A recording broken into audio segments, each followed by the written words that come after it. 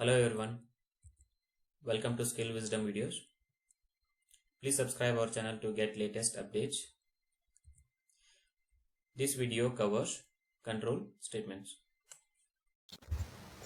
Control statements change the way of normal sequential program execution. So sequential program execution means what? So usually when you run your program, okay, so what happens is your program will execute line by line. So it will start with line number 1, 2, 3, 4. So it will execute in a sequential order. Using these control statements, we can make a changes to that order. So changing the order means it doesn't mean that I will execute line number first, then I will go to fifth line, then I will come back to 2. That doesn't mean.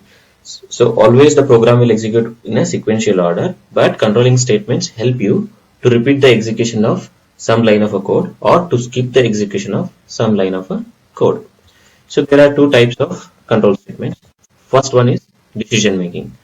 So in the sequential order, if you have any situation where you wanted to skip execution of particular line of a code based on some condition, so that is possible using decision making statements.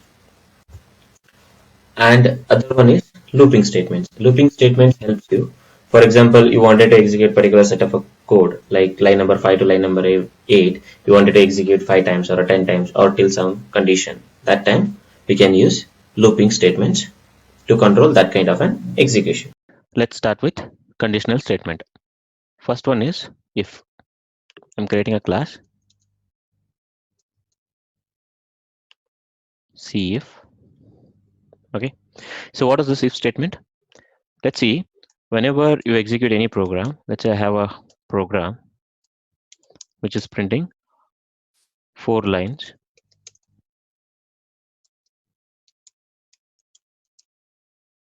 Okay, so when you execute this, as it executes sequential order, it will print line 1 to 4, right? So now I wanted to execute these 2 lines based on some condition. Then I can go for if statement. Syntax for if is if, then you need to provide condition. Okay, then bracket, then body of a code. This is called if. So if condition is true, then this block will execute. You can see it is executed. If condition is false, then the respective block will not be executed. Right? So these 2 lines are not executed now. Okay. So let's say an example. I wanted to find whether number is even or not odd. I have a number and I wanted to find it is even or odd, and then I wanted to print it accordingly. So how do you say that number is even or odd? So if number is divisible by 2, then we call it as even, right? So I'm just printing end here. Okay, let's execute this. So if this condition is satisfied, then only it will print number has a even. If this is 11 now, what happens is condition is not satisfied, then this block will not be executed, right? So if you have any scenario like you wanted to execute a particular block when condition matches, I mean when condition is true, if condition is false, then you wanted to execute other block of a code, right? Then what you can do, you can use else block and you can write the code here. Okay, so this block of a code will execute only when this condition is false.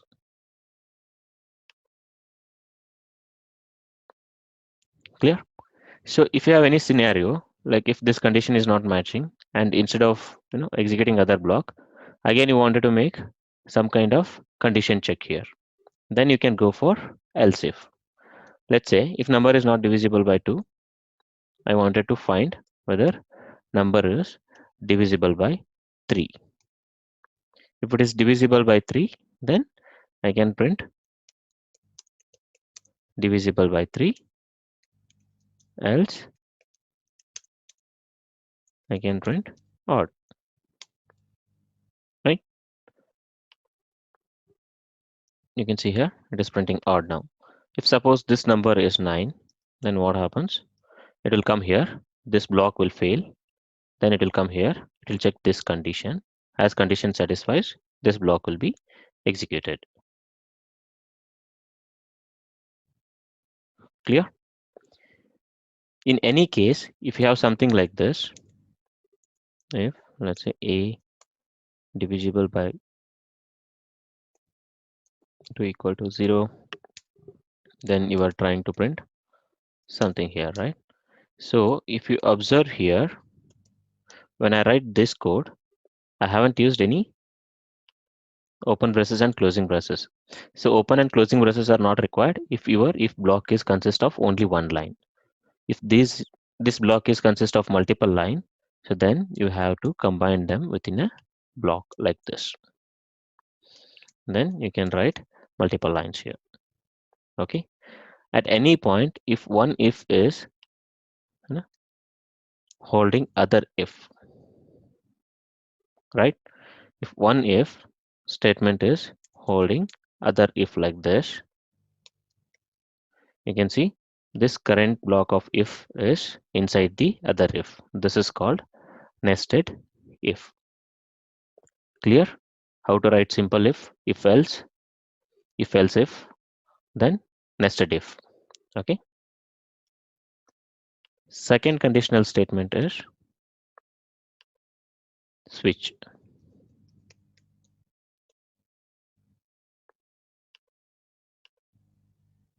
Okay. So switch is a keyword which will take one variable here, any variable. Then you have to write a block of a code. Each block of a code we call it as a case here. You can write n number of cases. Okay. Example, let's say I have one variable int a equal to some number. Okay. So in this variable, I can pass it here. Now, if a value is 1, then what you want to do? I wanted to print 1.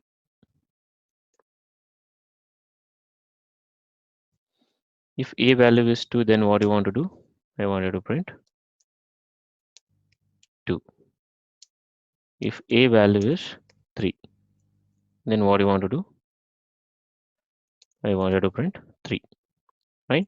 Let's execute this. If none of these cases matches, like else case, if you want to write, that is called default here. Okay. If you write any default, let's say I will just make it as a invalid. Okay. If none of these cases matches, let's say I'll start with invalid now.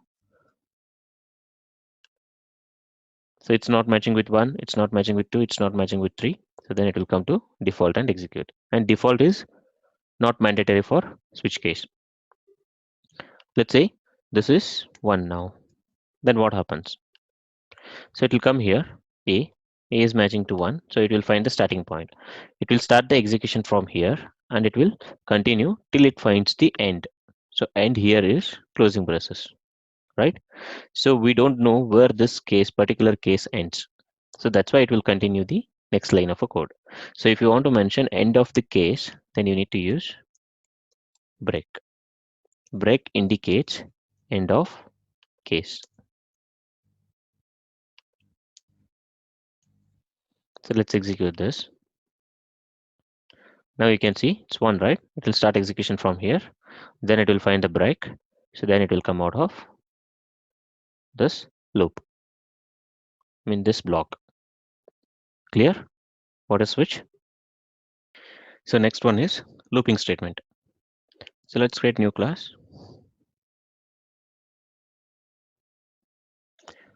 First type of looping statement is for loop. So for loop is used when you have a certain condition where you wanted to run the particular block of code multiple times. Right? Multiple times. You should always know how many times you wanted to execute or till when you wanted to execute. Either a condition or the count. One of these should be known in order to use loop statement. So for loop is recommended when you know the number of times. Like that is usually a count. right? Syntax for loop is keyword bracket, then you have initialization semicolon, then you have condition semicolon, then you have increment. This is called body. Okay, so let's assume that you wanted to print number 1 to 10. So usually without for loop, what we'll do? So you can print like this,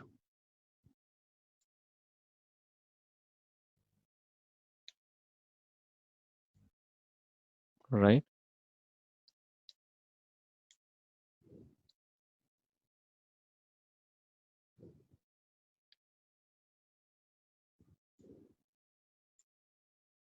You can go on printing like this, right? But to avoid this one, we can use for loop there. Let's see how we can use a for loop here. Okay, so let's say initialization. You wanted to print from 1 to 10, right? So that means your initialization is 1. So I'll create a variable here. Let's say I will point it as a I. From where you wanted to start your counter? So I wanted to start it from 1, right? So then what is your condition? Condition means till when you wanted to execute this for loop. So you wanted to execute this for loop for 10 times. What you can do? I less than or equal to 10, right? Each time, how you want to increase this I? First time it is 1, second time what you want? Right? That is an increment. You wanted to increment it by 1. Let's say I'm just incrementing it by 1. So let's try to print this. Okay, I'm just printing I here. You can see it is started printing from 1, 2, 3, 4, 5, 6, 7, 8. So you can also do this one using, let's start I with 0. Then you can do like I is less than 10. So if you print I, then it will print now 0, right? You can print it something like this, I plus 1. So this will also result in the same way, right?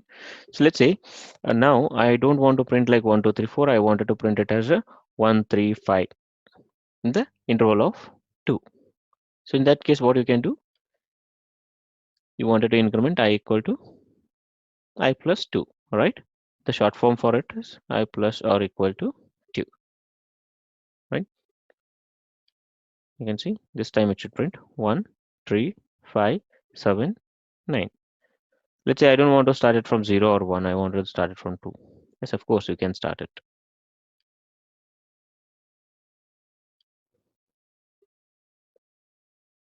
You can see here it started with 3, 5, right? Because you've given here I equal to I plus 1. Let's say if you make it as I, then it will start with 2, 2, 4, 6, 8. This block can have a n number of statements, right?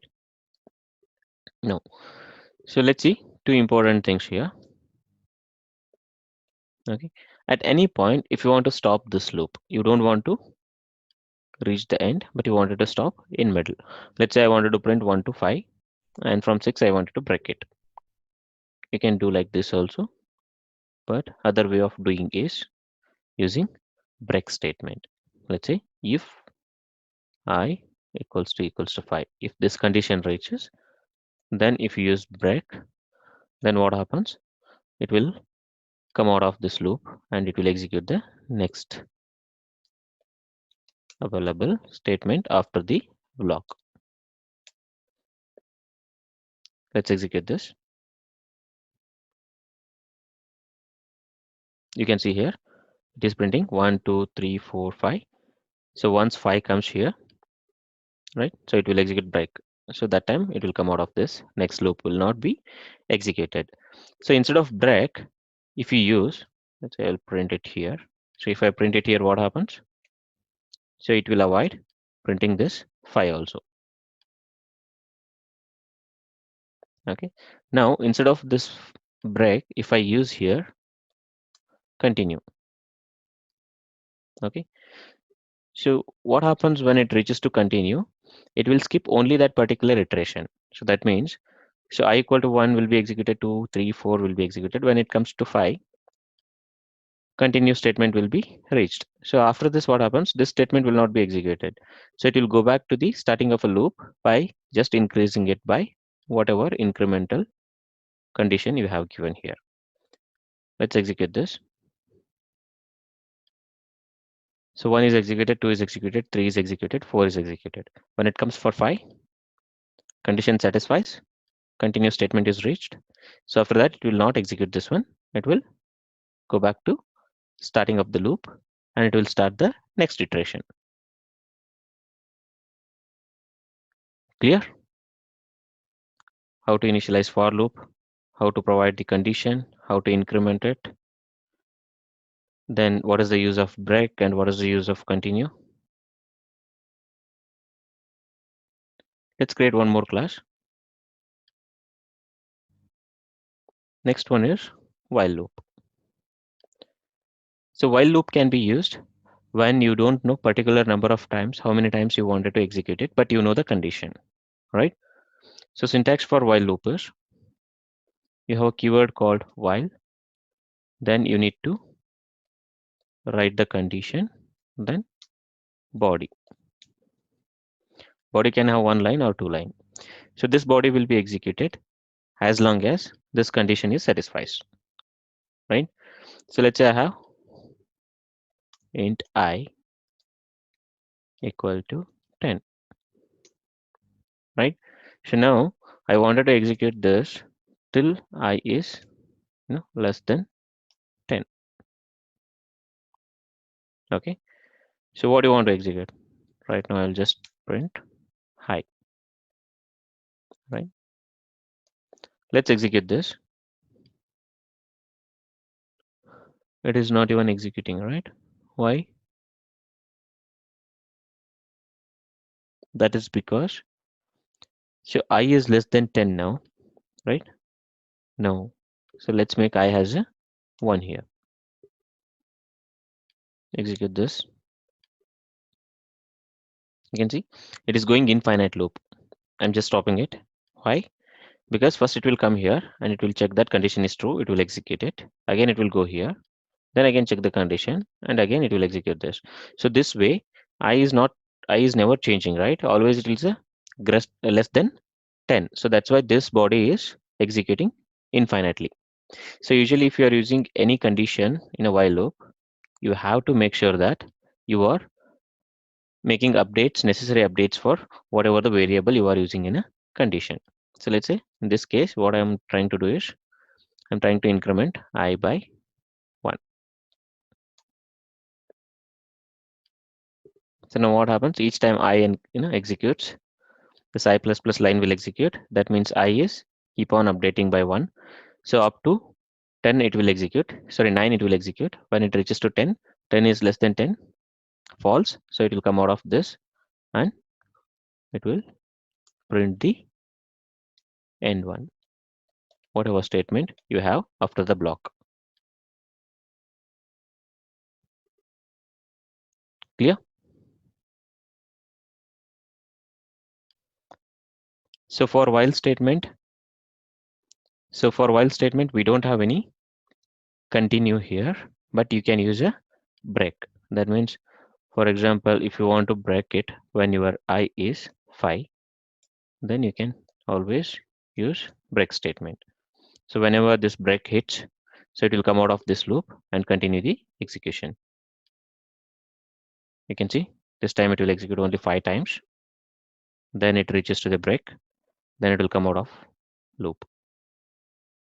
Next one is DoWhile loop. Let's create a class.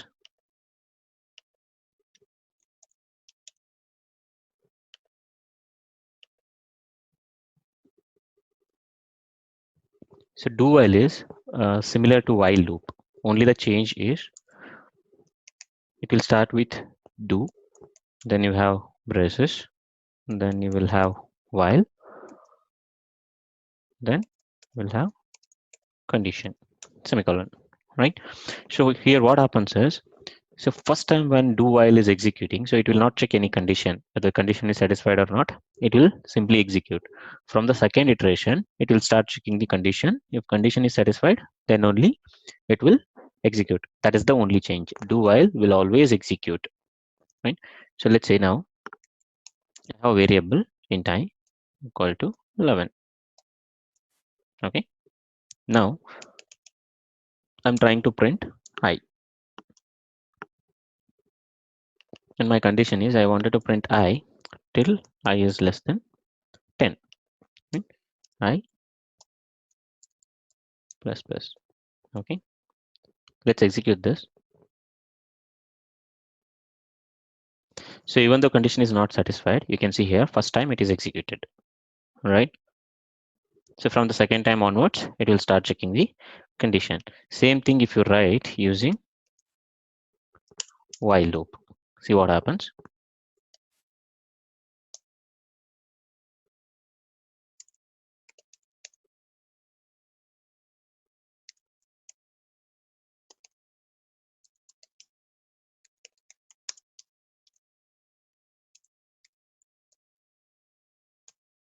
So as while has a condition in the beginning, if condition fails, it will never execute.